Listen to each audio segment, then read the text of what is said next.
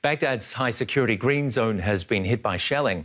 The explosions follow a day of deadly clashes in the Iraqi capital after Shiite cleric Moqtada al-Sadr said he was leaving politics. It's unclear who was behind the attacks on the international diplomatic zone.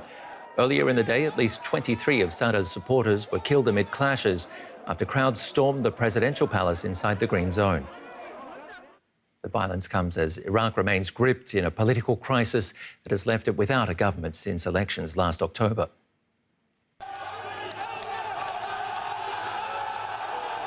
Supporters of Iraq's Shia cleric Moqtada al-Sadr breached Baghdad's heavily fortified green zone, an area home to ministries and embassies. They soon overran the government palace. Our revolution is solely an Iraqi one. It's not Sadrist. This is an Iraqi revolution. Iraq should be returned to its people. Our demands are to dissolve parliament and to hold the corrupt to account, and we say to al-Sadr, we will sacrifice for you. Victory is ours. While they were inside, many were seen lounging in meeting rooms used by Iraqi heads of state and cooling off in a swimming pool in the garden.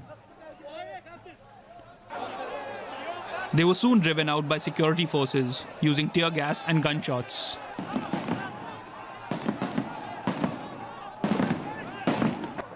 The UN mission to Iraq, as well as the United States, called on all sides for restraint.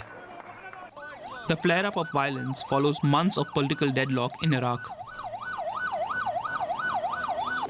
Moqtada al-Sadr's movement, the Sadrist bloc, was the biggest winner in October's election.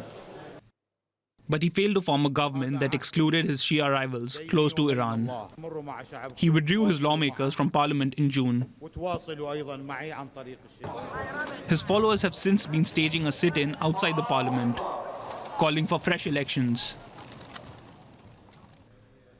While this isn't the first time the influential cleric has withdrawn from politics, the current deadlock in Iraq appears harder to resolve than in the past.